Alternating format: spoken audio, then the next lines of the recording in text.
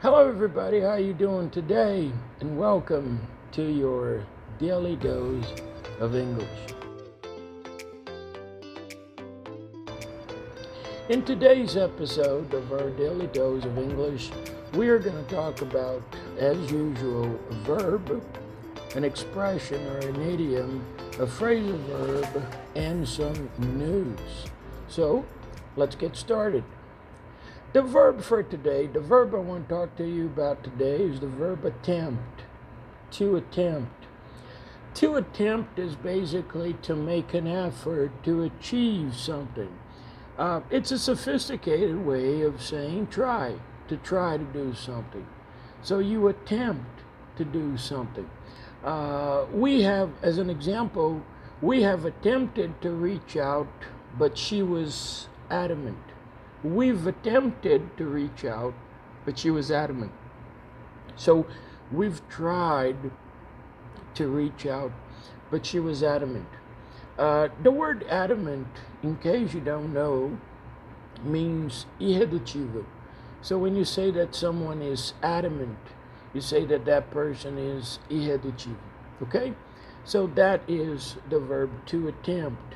You can use it. We've attempted to shut down the server, but it didn't work. We've attempted to launch a new product or a new feature, and it didn't work. So attempt is a sophisticated form of the verb try. Okay? Very good. As for the expression of the day or the idiom of the day, we have the expression bite me. Now, bite me is a little rude. When you say bite me, it's a little rude. Basically, what you're telling people is like, fuck. You know, the F word, like, fuck you, but without using the F word. So, bite me is like a little less offensive way of saying that. So, if somebody tells you something that you didn't like, you just say, oh, come on, bite me. Bite me. In Portuguese, I think it would be equivalent to, vai se ferrar. In Portuguese, when we say se ferrar, para não falar outra palavra com F, so we say ferrar. In English, it would be bite me. So every time somebody does something to you, and person is a little rude or something, you can just say, oh, come on, bite me. So that is the expression. So be careful. Don't use it in personal dealings because that's bad. You don't want to tell that to a customer or to someone like that. But I thought it was interesting for you to know the expression. So if a friend makes fun of you, makes fun of your hair, like people make fun of my hair all the time, you could just say, oh, come on, bite me. It's like, shut up, something like this. As for the phrasal verb of the day, we have the phrasal verb to come across. To come across is an interesting phrasal verb because it can be used in two different situations.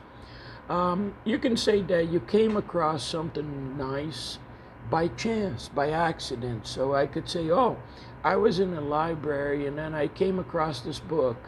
It means I found this book by accident. So I came across this interesting book, or I came across this interesting movie on Netflix. You can say that. You came across a movie. Or you can even come across people. You can say, oh, I came across the director of whatever company at the mall. So it's kind of like when you meet someone by chance or when you find something by chance. Okay? That's the first meaning of the phrasal verb come across. The second meaning of the phrasal verb come across is to give someone an impression. So when you say, for example, you go to a meeting and there was a guy in this meeting and he was a little arrogant, for example, you could just say, oh, he came across as a little snobbish. He came across as being snobbish, Or if I'm teaching you something and I can say, guys, I don't want to come across offensive, but you have to study more. Look, I don't want to come across as offensive, right? You see what it means? It means I don't want to appear offensive. I don't want to give you the impression that I am being offensive.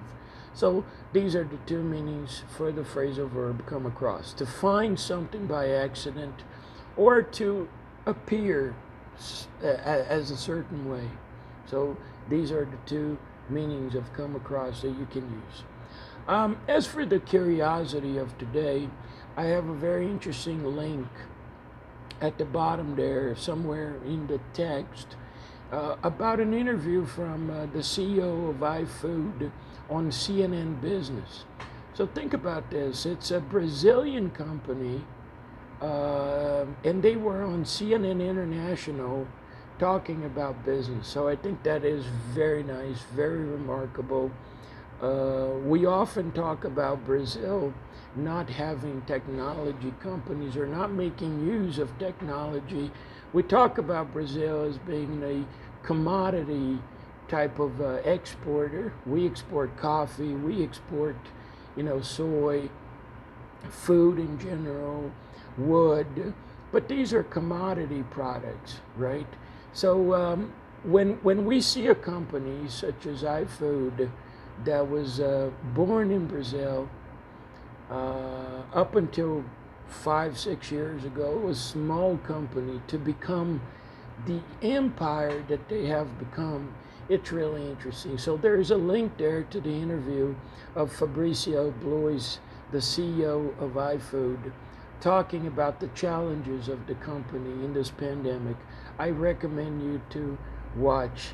It's very cool. It's very nice interview. And congratulations to the people at iFood in Marville, because this is a remarkable achievement. Congratulations, guys.